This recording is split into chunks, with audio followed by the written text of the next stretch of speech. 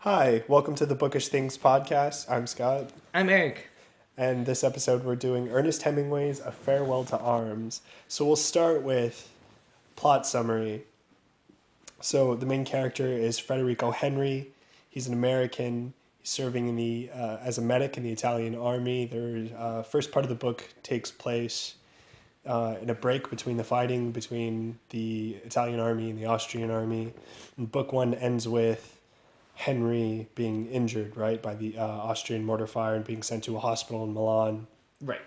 But before that, he meets Catherine Barclay. Yes. Who's a nurse, a British nurse. Scottish, even. Okay, she's Scottish. Yeah. Okay. I think that's still part of Britain. It's part of the United Kingdom. So book two is really a romance novel, right? It's the romance that develops between Catherine Barclay and Henry as she gets sent to the hospital in Milan as well, right? And then let's see.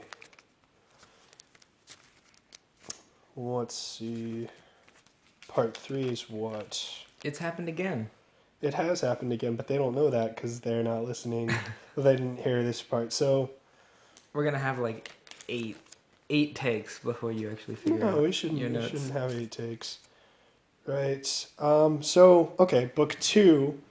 Right. They fall in love, and Catherine gets pregnant, and then Henry is sent back to the front. Right. And then book three, we see a gritty war novel. Right. Mm-hmm. Many soldiers are killed by friendly fire in front of Henry. Henry himself is almost killed by the Italian army. There's a massive retreat. There's a massive retreat, yeah. And in the middle of the retreat, all of the Italian army is trying to get out. Lots of people are like defecting and running. Soldiers are starting to kill the officers.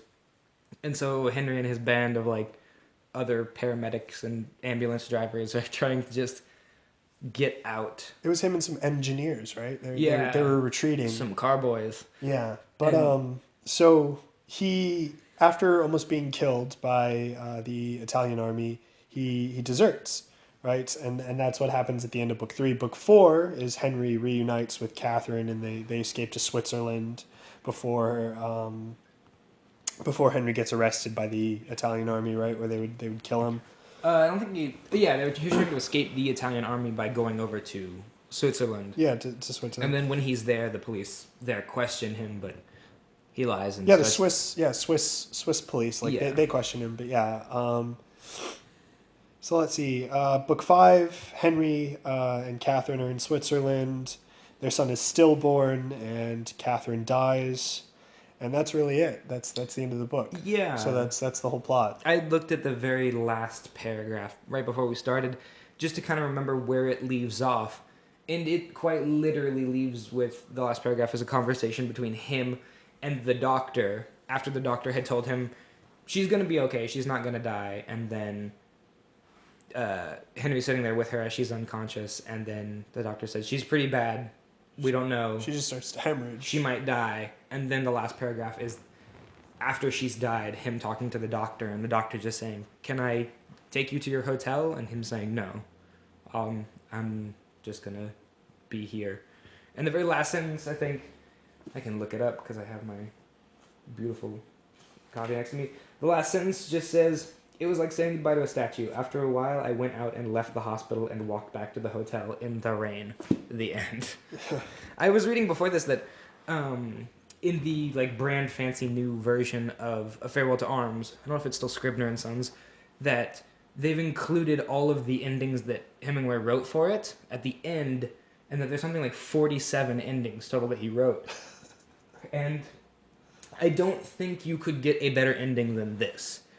I think it perfectly sums up everything this book is about, because this is a really broad book. You don't see it when you first get started, and it doesn't look like it from the outset. It's not something huge like a Russian like Tolstoy or something like that. It's like a little over 300 pages, but this book is all about like the biggest things in life, like war and peace and life and death and love and loneliness.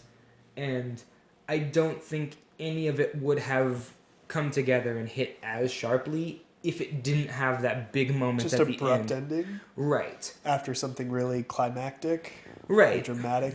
And I think that a lot of the criticism here is that it's extremely telegraphed, which it kind of is.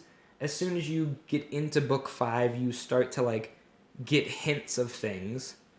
And then even way back, like in book 2... Foreshadowing the ending, you mean? Yeah, foreshadowing the ending. Even in book 2, there's moments where Catherine says that she's afraid of the rain and that she often sees herself dead in it.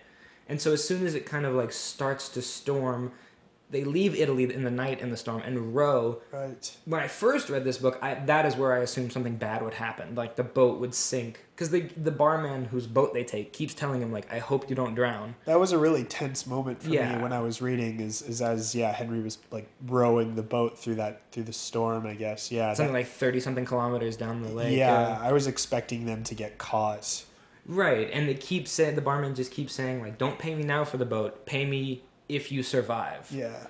And so I figured something would happen the first time, but then it almost gives you like a fake happy ending. Like the very early part of book 5 is them, they get to Switzerland, they lie their way through the cops, and they start to live very happily in a cabin. Yeah. And there's I think the very opening of chapter 5 just talks about them living. They live in a little cabin.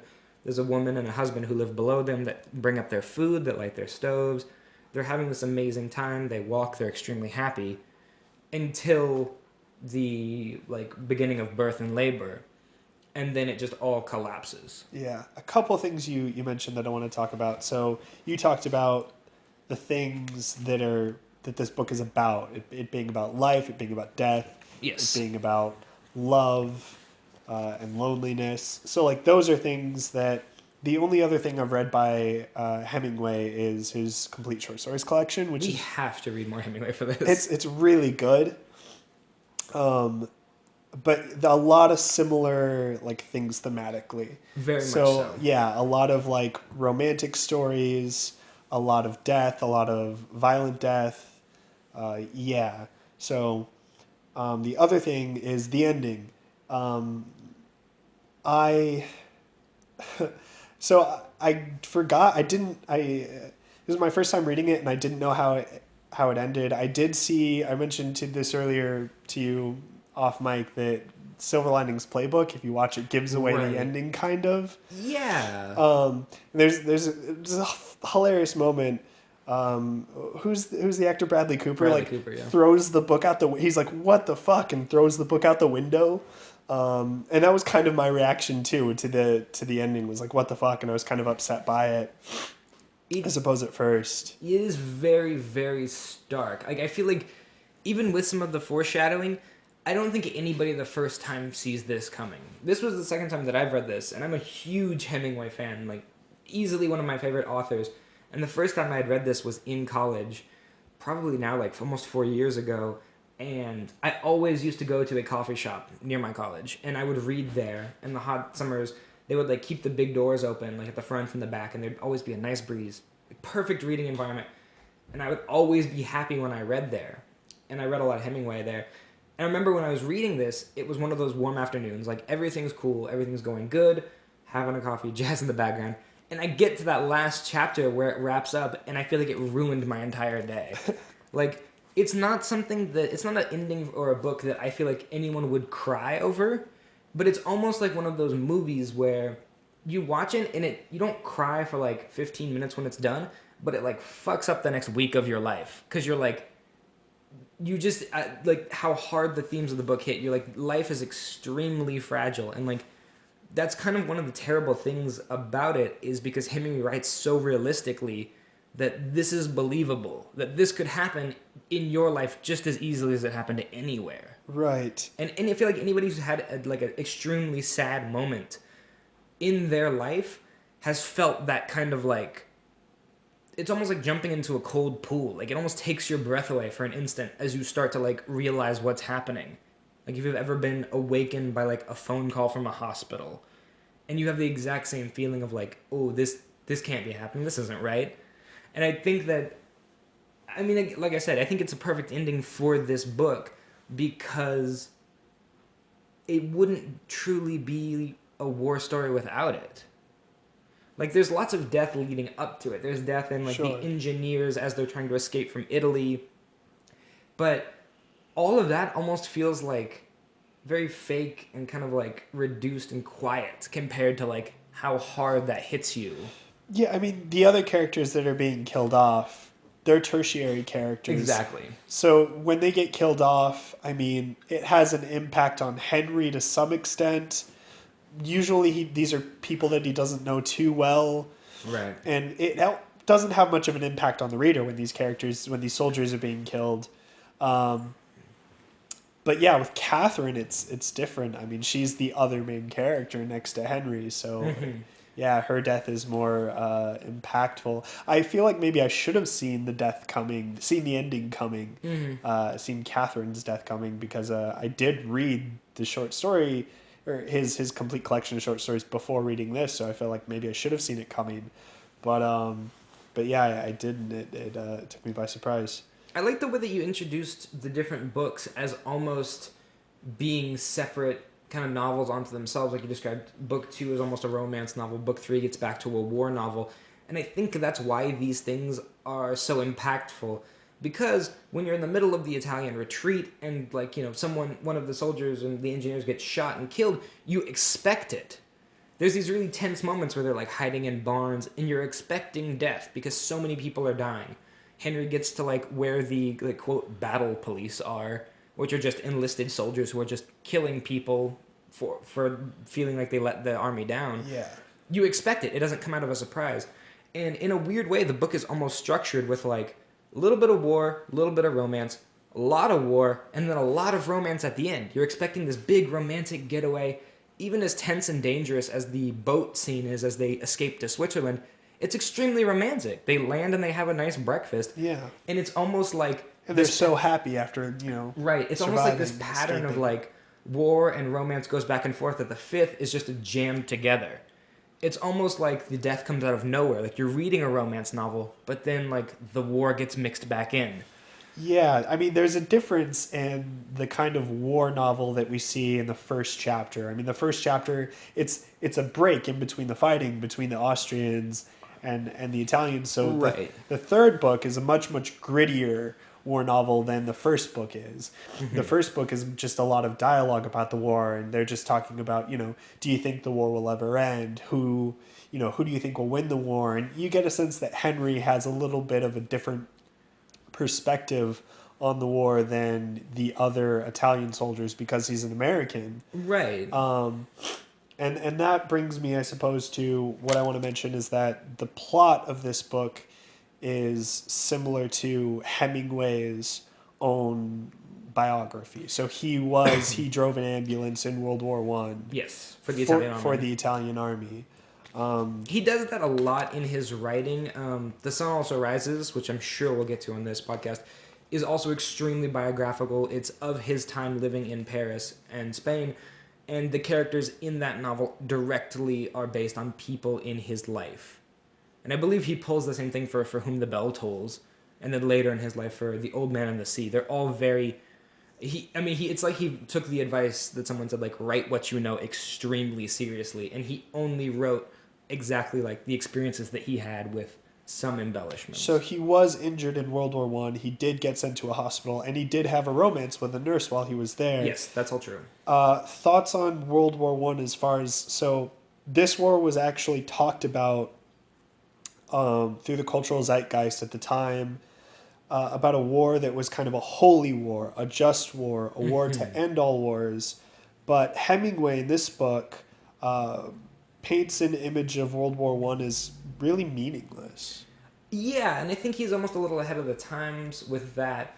I mean, the first book, more than anything in this novel, it really hits hard with those themes of how boring war is. And I feel like you don't see a lot of that talked about in World War I and II. You see a lot of that coming later toward, like, the Korean War and the Vietnam War. These are themes that get hit on hard by shows like MASH, where they're really just showing, like, how boring and inane and pointless war is, especially to the people that have, like, big stakes in it.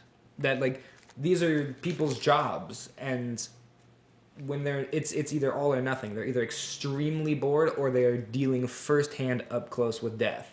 Yeah, so there's a lot of authors who were in World War One and who wrote where the World War One influenced a lot of their work, and so some of them are much more disillusioned, and I think this falls into that camp of much more disillusioned kind of war novel.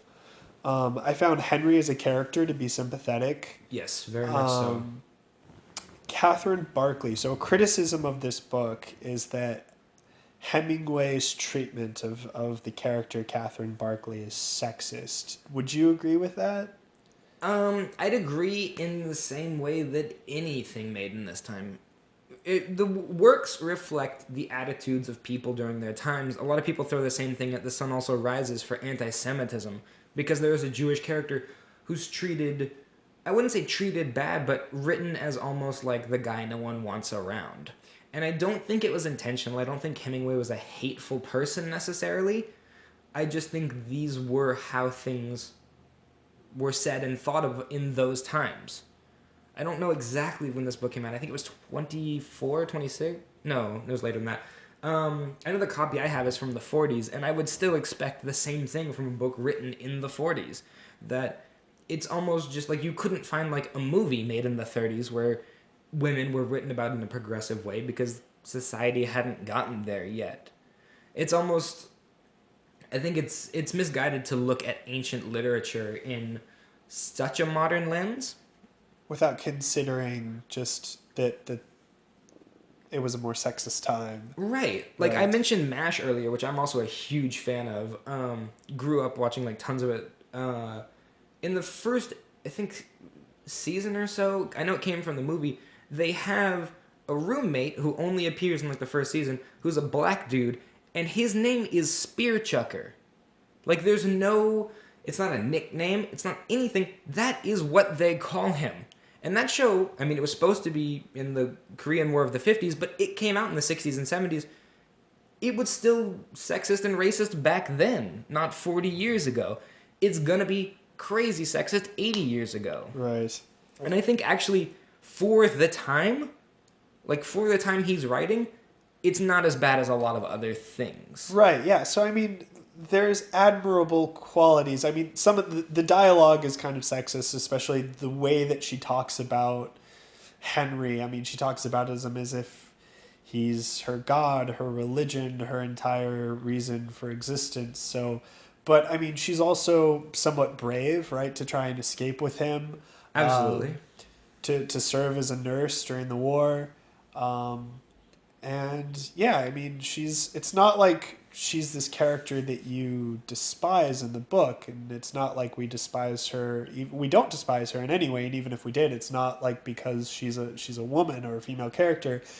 And the fact that she dies in childbirth is unfortunate, but I mean that is something that happens. I find it really interesting the almost like reflection that you see, because in the second book, as they're falling in love in this hospital in Milan, there's a lot of dialogue from Catherine with things like, "You won't leave me, will you? Like, I'm so happy with you. I'm nothing without you. When you go, I have nothing." And then in the fourth book, once Henry has escaped the front and is back and meets up with her, before they escape in the boat, he's saying the same things. She goes to like meet with another nurse friend, and he says like, "I'm terribly bored. Like I have nothing when you're not here. Like I don't exist when you're not here." It's almost like he's reflecting the exact same sentiment. And that's why I think this is one of the levels that this is a great book, that it follows that romantic path. In book one, he meets her and he starts out saying like, I never intended to love her. He even lies directly to her. Yeah. She says, "Do you love me?" And he says, "Yes, I lied." And then it slowly develops, and I think the extreme situation, it kind of like fosters this like intense relationship. But it's an interesting thing. I mean, I wouldn't say that if we go back to like our last episode and novel, I wouldn't say that Catherine Barkley's written any more sexist than Daisy Buchanan or Jordan Baker. That both of those women are much, much more unlikable, but it's because of their personality. Someone could easily make the argument, "Oh, these characters are unlikable because they're women. This is a sexist novel." I don't think there's any of that. I mean, there are unlikable women in this novel, like the nurses when Henry is staying in Milan. Like, there's the one head nurse who's always, Right. like, taking things from him and gets him kicked out for drinking. Like, she's unlikable, but it comes across as a much better written character. She's unlikable because you can tell immediately she's a stickler for rules and regulation. And I think the characters are kind of what makes this really amazing. You were mad because we started and you asked if I took notes, and I didn't this week. I'm completely flipped. When we did Gatsby, I took like 8 pages of notes in my notebook, and I have nothing now. But one of the things that I noticed, and I guess it's kind of like my notes, but the characteristics and the characters in this are so strong. Book 1 starts, and I'm no English major like you, but in novels traditionally, the first character you introduce is your main character. The very first chunk of or first paragraph even of your book sets the tone for the story. And so what you know going into this book is that you learn later Henry is a soldier, but the first paragraph starts, in the late summer of that year, we lived in a house in a village that looked across the river and the plain to the mountains.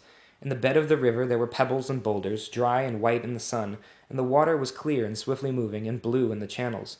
Troops went by the houses and down the road, and the dust they raised powdered the leaves of the trees.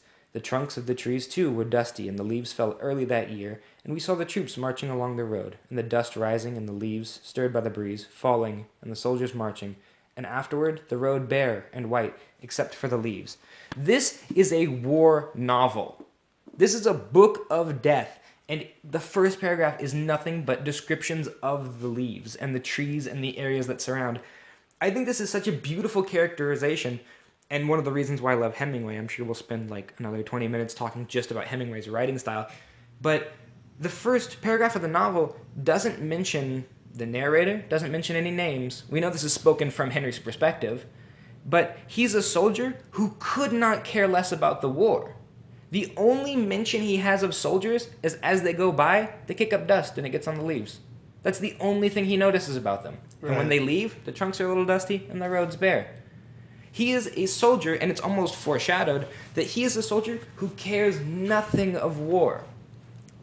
And I think he's just such this interesting character. It's structured that he is an American serving for the Italian army. And at one point there's a character, when he's in Milan, I believe, who asks him, "Why are you serving with the Italian army?" And he just says, "Why not? I don't know." And it's so strange to see this traditionally, like, extremely patriotic, nationalistic, you're going to die for your country, this role of a soldier. And he doesn't even belong to the country. Yeah. The only connection he has to Italy is that he speaks some Italian. Yeah, well, I guess he was living in Italy, right, before the war started. Right. And so they say, like, why? And he was like, well, I don't know. I was living here. So this is, I mean, at this point, he signs up. America hasn't even officially joined the war yet. Yeah. Yeah. It's just such an interesting characterization of someone who, they don't have anything better to do, so they're just going to join with Italy. They don't care about war. That's probably why he's an ambulance driver. He'd like to try to help people as best he can. The other thing I kept thinking about characterization in this read-through that I'd never noticed on the first one is I think it's mentioned early in book 1 that, and I could be wrong on this, but that somebody asks him his age and he says 19. And I found that extremely interesting because I kept noticing it as I read, of like through the war parts, through the romance parts of like, how could people get like this? And I was like, oh yeah, he's 19. Like, he's expected to deal with like war and life and loss and all of these things. And I couldn't handle those things now at like 26. I know I couldn't handle them at 19. And I don't know. I kept thinking back to like those crazy stories of like during World War II, there were people that were like 17 and lied to get in the army. And like how they were dealing with similar things.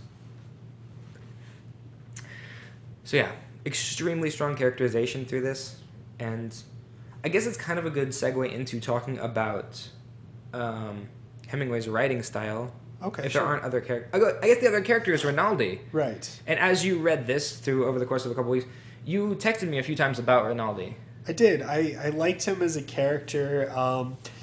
There's an interview. I totally forgot to put this. It wasn't in my notes. I wouldn't have forgot if you hadn't brought it. I would have forgot if you hadn't brought it up. There's an interview that Orson Welles did where he was talking about Ernest Hemingway, and in it he says, you don't really, what doesn't come through in Hemingway's novels is his sense of humor. He says, if you knew him personally, you talked to him, he said he had a great sense of humor, but his books are very serious. And I think one of the only places where you get humor in this book is maybe the dialogue between the soldiers, where the soldiers are teasing each other or teasing the priest, or, Rinaldi and Henry are teasing each other. And I liked that. I liked that bromance. I liked that humor in this very serious book. Yeah, I think it had a very good, like, best friendsy kind of vibe. I like there are, like, little hints of humor in, I think, Hemingway's books that you really have to look for. And there was actually a part that I was reading toward the end where I actually, like, laughed out loud. It's right as I think it's book 4, before they get to the boat. Catherine and Henry are staying in a really nice hotel. They're enjoying things. Henry is completely defected at this point. He keeps meeting with these people like the barman and the count to play billiards and just kind of talk about the war. And finally, the barman one night comes to his door and wakes him up because they say he's going to be arrested in the morning. He has to leave now. And it's this really tense, serious thing. Like, Henry takes him into the bathroom and locks the door and is like, tell me what you know.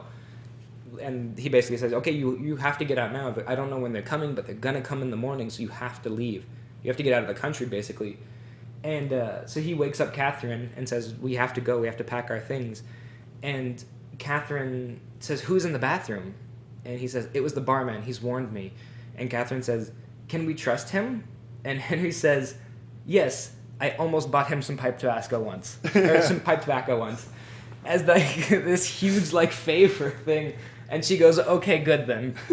And I thought that was just really funny that like, yes, this is my like one of my greatest friends. We can absolutely trust him. I almost bought him something once. And yeah, I love the little like bits of humor. It was kind of sad. I mean, this entire book is very sad, but it was kind of sad toward the middle. There was a part that I marked because it was a Rinaldi part that I actually found myself associating with him. And it was after Henry comes back from Milan toward, I think it's book 3, where like the war is actually starting. He meets back up with Rinaldi, and Rinaldi has changed. In the beginning, he was this like very aloof, always like kissing Henry and like talking and joking with him. And when Henry comes back, he's extremely serious and tired. There's basically one short scene with him where they meet up, they have some dinner, and Rinaldi used to like be very lighthearted and joke with the priest, and at dinner he just gets drunk and really angry at the priest. Yeah. And then storms off, and everyone's just saying he's just overworked, he's too tired. And there's a part where he's saying, I only like 2 things. One of them is drinking, and he says it's bad for my work, and the other is over in half an hour or 15 minutes, sometimes less. And another bit of humor, Henry goes, sometimes a good deal less. And he says, perhaps I've improved, baby, you do not know, but there are only 2 things and my work. So all he has in life is work, drinking, and sex. And Henry says, you'll get other things. And he says, no, we never get anything. We are born with all we have and we never learn. We never get anything new. We all start complete. You should be glad not to be a Latin. And I found that really, really struck a nerve with me that like, I've been feeling extremely similar, even like in the last month, in the last year, that like I have work, and when I'm not working, I'm either working with other stuff or I'm just tired.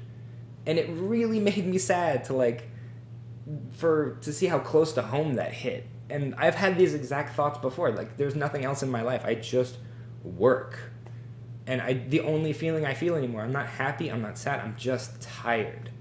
Yeah, I didn't necessarily relate to that part, but I knew that was the part that you were going to bring up because it was, I don't know, it was definitely like a part of the book that stood out to me, right? The change in Rinaldi, where he talks about, all he has is just his work, surgery, right? Sex, drinking, eating, and sleeping, and that's it.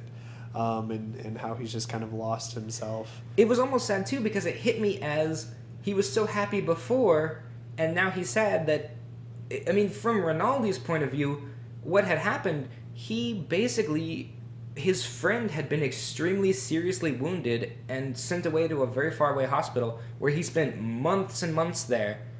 And so Rinaldi just basically lost a best friend. And then all he had to do was hang out with the other people that he kind of liked and drink. And that's it, just to make the time pass. Yeah. And I think Rinaldi's a very tragic character. We don't see him again because when the retreat happens, Henry's away, and the only mention is he probably made it to some of the cities that they were going to. Yeah. Are we still recording? It looks dark. We are still recording, yeah. But yeah, characterization is good. I guess we got to talk about writing style. I mean, this is the first book of Hemingway we've done. Like I said, I'm sure we'll do more. Absolutely one of my favorite authors. And there is always a debate amongst Hemingway fans for new readers, what should you start with? For me, the thing I first started with was The Sun Also Rises, and then I went on to this one, and then The Old Man and the Sea, For Whom the Bell Tolls, and then all short stories. I'm pretty sure I've read most of what he's written by now. The most apparent thing when you first start to read a Hemingway book is the style. It's interesting that we did Fitzgerald and then into Hemingway because they were so very close in time period. They were actually friends. They're part of that like weird expat group, Gertrude Stein's like Lost Generation in Paris. But their styles could not be more different. That Fitzgerald was extremely flowery. His prose is extremely pleasant to read.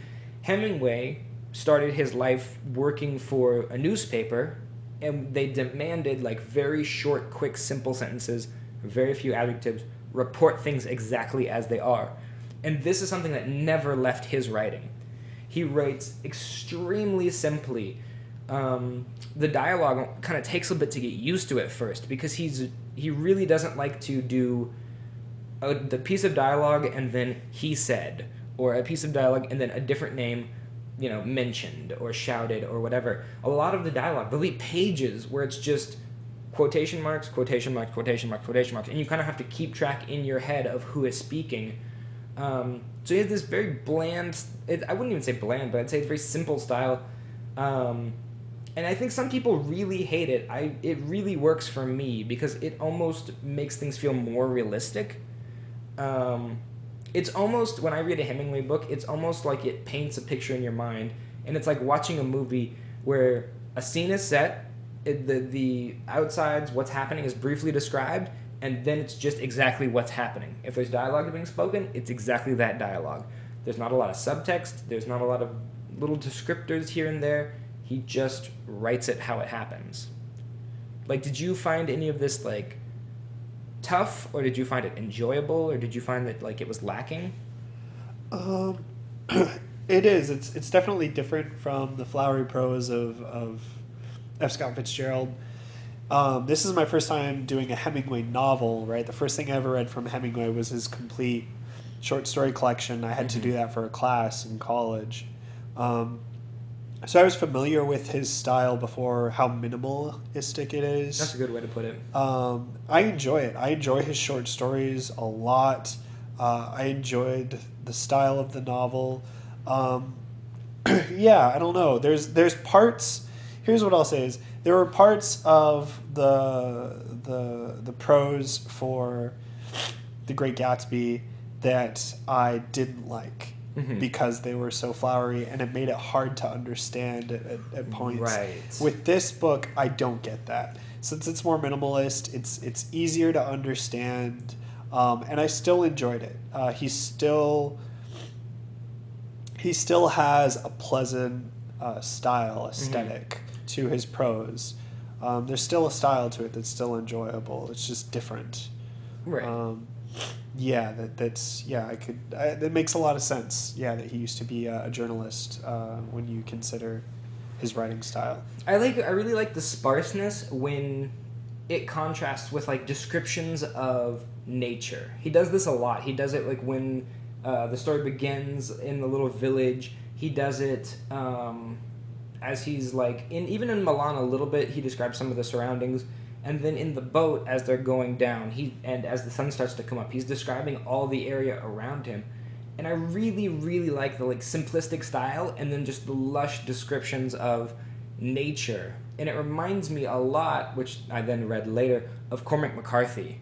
Like, one of the things that we should read later is that one of my favorite novel from him, I think, is Blood Meridian, and he does the same thing where it's very straightforward, but his descriptions of landscapes are mind-blowing. It's the way he like paints a scene almost makes it sound like an alien world, and Hemingway does the same thing, but rather than like making something feel alien and uncomfortable, he does it in a way that just paints it much like a picture, like a piece of art, with lots of descriptions of color and lots of descriptions of shape and like construction and like context.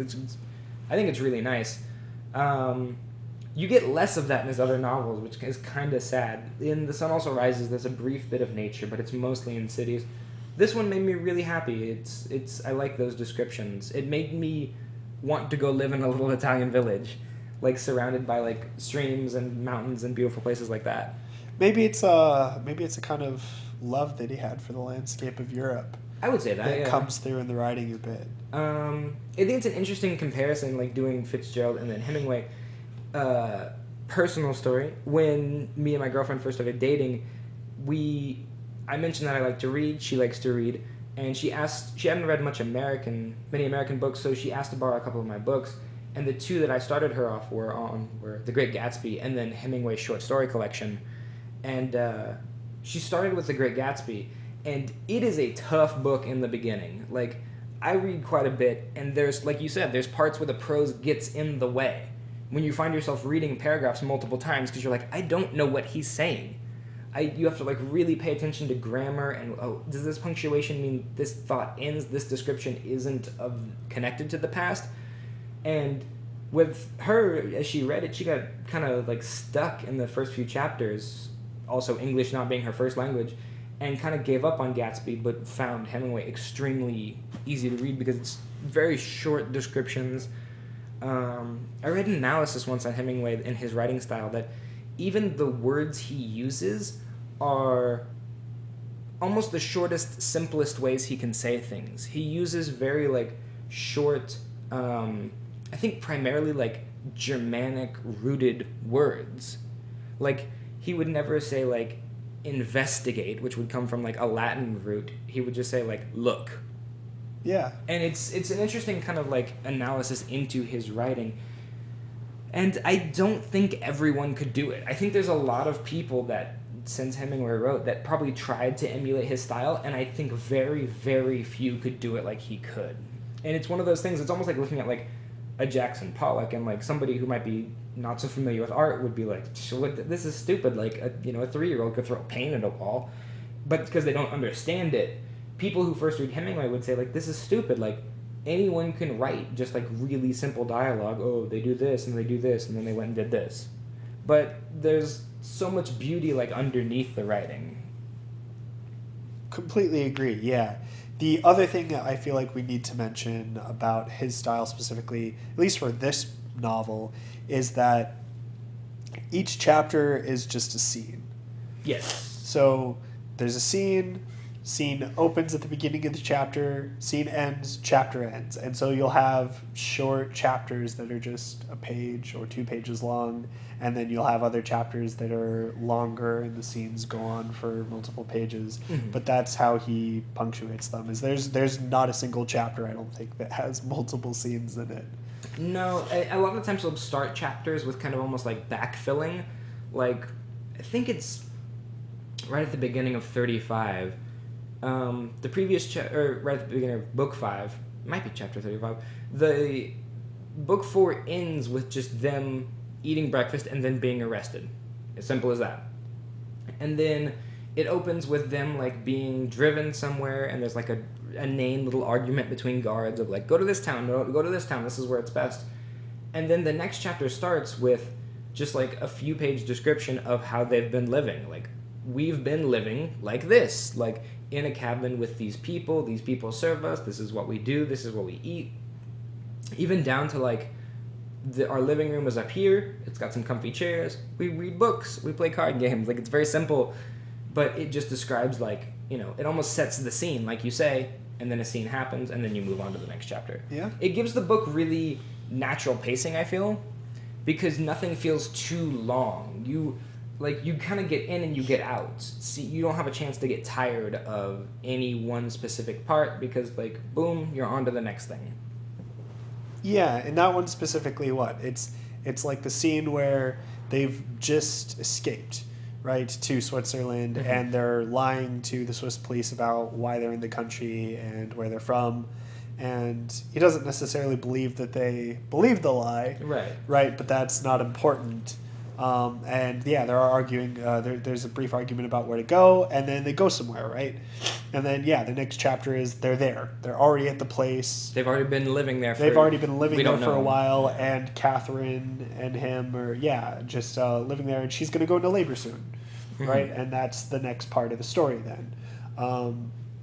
So that's it as far as my notes. Do you have anything else that you wanted to discuss? We got the style, we got the characters. Those are the big ones. There were a few. Like, this book is probably one of my favorites. There's some amazing quotes kind of that are just thrown throughout this thing. I think it's somewhere in book 4. I couldn't tell you exactly where. I should have marked it better. And I'm probably close to memorizing it, but it's a quote that starts, "People bring so much courage into this world, so of course the world breaks them." And that it goes on to say that it breaks and kills people, and it breaks the very brave and the very gentle, and that if you aren't one of those, don't worry, it's gonna kill you too, but it's just not gonna be in a hurry. And it's probably one of the more famous quotes from this story, and it's so sad. It comes in just like this chunk of like a page and a half where he's just hanging out and talking and thinking, and it just kind of starts by talking about how night is terrible and how the things in the night can't be explained in the day because they don't exist then, and then it just keeps flowing at these really sad thoughts. I don't have much to say about him besides Hemingway is one of those writers like Fitzgerald that makes me wish I could write better.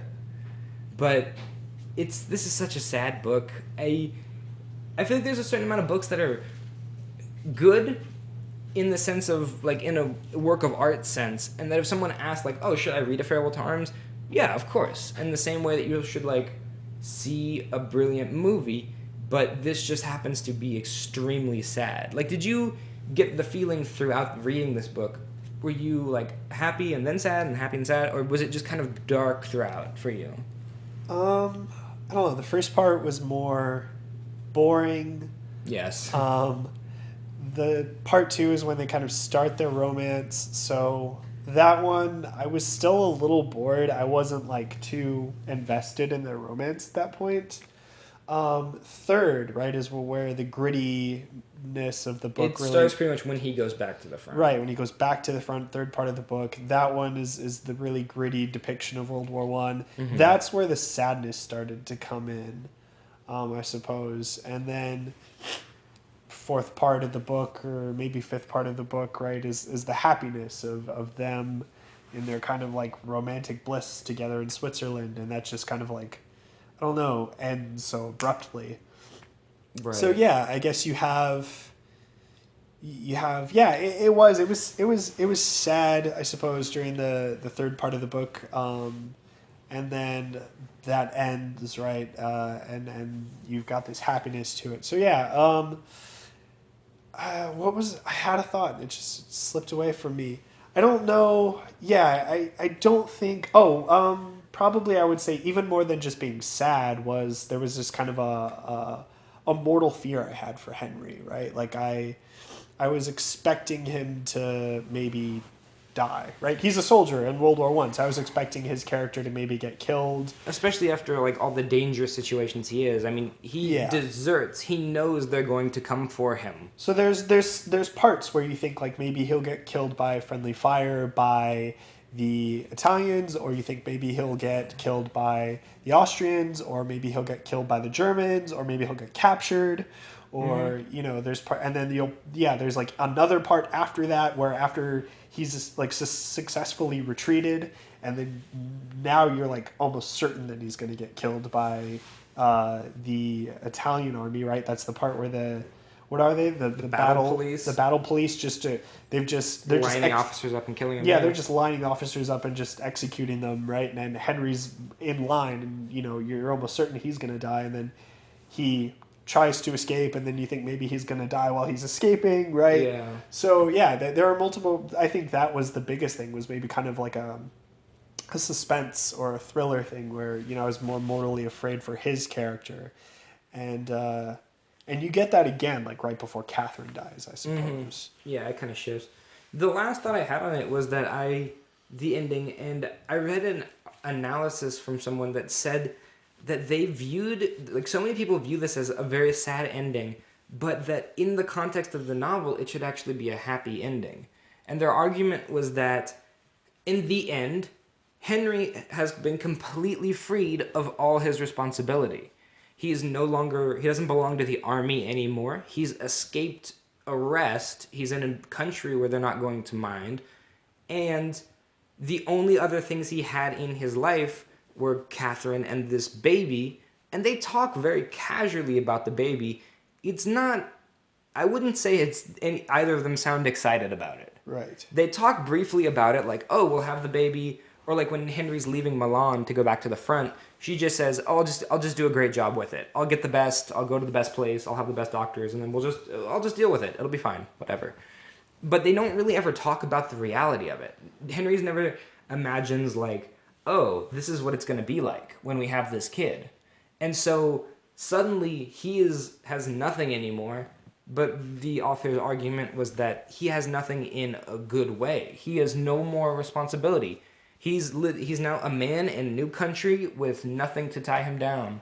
Yeah, I don't know if I would say that it's necessarily happy. I don't know if I would agree with that. I do think it is nice that Henry got to experience the brief happiness that he did have. Same for Catherine, I suppose.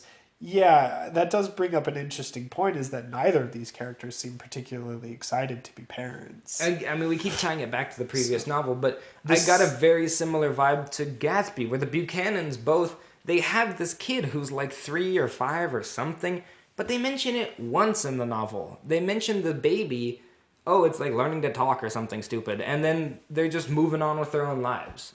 Yeah, it's never mentioned. The stillbirth isn't necessarily, it's not devastating for the character Catherine or the character Henry, right? So it's not that devastating for the reader either. It's sad, right? But it's not that devastating for the reader. What was I gonna say though? It's very clear. It's almost just more of a plot device for the way to kind of come up with a way for Catherine to die. Right. So she almost could have been killed in another way, killed by a soldier or drowning in the lake or any random of these things. Act of violence in it. Yeah. I suppose it is something that they never mention the baby. So, and even afterwards, after they realize that the baby's died, Catherine is still conscious. She's like bleeding a little bit out, and she's not doing well. But all she's saying is like, I just don't feel good. I feel terrible. I'm gonna die probably. And the doctor's like, you're not gonna die. And she's like, okay, I'm not gonna die, but I just feel terrible. Like, are you gonna wait for me? He's like, yep, I'm gonna be right outside the door. And she's like, okay. And then the doctor's like, yeah, things aren't going well. And then she dies. Like, no one seems too focused on the baby. I guess in that situation, like, you're not too worried about the baby so much as that your partner lives. But yeah, it's almost just kind of like an afterthought. It's only mentioned a couple times, like when they're finally escaping to Switzerland, that like Henry finally comments that like Catherine was like noticeably pregnant as she like gets dressed and packs things. Right. So it is a strange kind of like thing that they're ignoring it. And I guess somebody could read into it and say that this is like some sort of symbol about like not paying attention to the future, just paying attention to like the present. But I don't know. It seemed just kind of strange, and like two people who are like 20 and panicked and don't want to have a baby. And I think there's a lot of that can be read into like both of these people, Henry as a soldier and Catherine as a nurse, have seen the worst the world has to offer.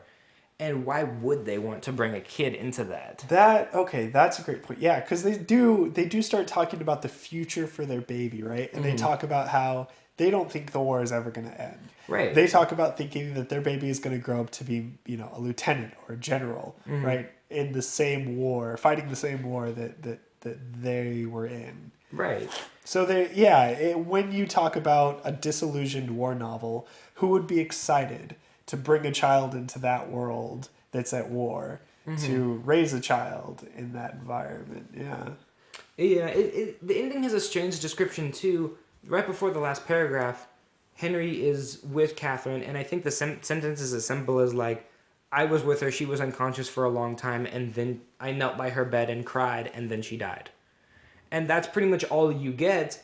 And then the last paragraph is just him talking to the doctor and saying, is there anything I can do now at this point today? And the doctor saying, no, there's nothing to do. You should just get to your hotel and get some rest. And then he just stays for a while and then finally leaves. And you can read a lot into that, as the only indication of sadness you get is that Henry cries. And that like a page or so before, he's saying, please, please, God, don't let her die. But I wonder... I guess the book really accurately represents that like numbness when something terrible does happen. But as he walks out into the rain, I wonder if most people imagine him as sad. I wonder if Hemingway wrote it to imagine him as like walking through the rain back to wherever he's going and sad, or if he's thinking, I'm just moving on. Huh. Yeah, I did not picture him as just moving on quite yet. I almost did the second read because the entire second half of this book has been him moving. He moved from Milan, and then as soon as he got back to the front, he was on the move. He was driving up to the towns, up to the front. Once the retreat happened, he was moving away from the front. He's moving away from the front with the engineers. He goes off the road. He's walking and marching away from the front. He's running from the soldiers, the battle police, as they're shooting people. He hops on a train he shouldn't be on and moves. The way that the book is written, it makes it sound like he's not back in like the cities of Italy for more than a few weeks before him and Catherine have to leave to Switzerland. So it almost feels like this one big escaping. And I think that during that part, when it just says that he walks out into the rain, I didn't get the impression that he stays in Switzerland. I get the impression that he's thinking, like, I have to leave here now. And I don't know where he goes. I think that's just part of the way the novel's supposed to flow. Yeah. Yeah. What book are we going to read next? Okay, so good point. So the next episode 3, will be on Toni Morrison's Beloved. I have that book. And that'll go up at the end of March. I do want to mention... Please follow us on Instagram, Facebook, Twitter. On Twitter, we're at Bookish Things YT. Facebook, Bookish Things Podcast. Instagram, Bookish Things Podcast. What's the YT stand for? YouTube. And that's where you can find the episodes are on SoundCloud and on YouTube. And we'll also put them up on Stitcher and iTunes as well. Damn, you got them all. So... Another thing I want to mention is we will have a link to, the Fisher House Foundation, which is a nonprofit that helps veterans and families of veterans as well. So there'll be a link to that in the description box for the episode, so you can go to that website and make a donation or volunteer with them. Cool. Have you read Beloved before? I have read Beloved before. I have too, but it was, again, a long time ago in college. I read it like maybe last year for an African American lit class, so... That makes sense. I have a question. Yeah. Are we ever going to have more than 2 people on this? Maybe. Oh. Yeah. We might have a guest for the next episode. I'm excited. Yeah. Cool. All right. Anything else to say? No, I think that's it. Do you have anything you want to add? No. I don't have any charities to plug either. All right. We'll see you next episode. Cheers. Bye.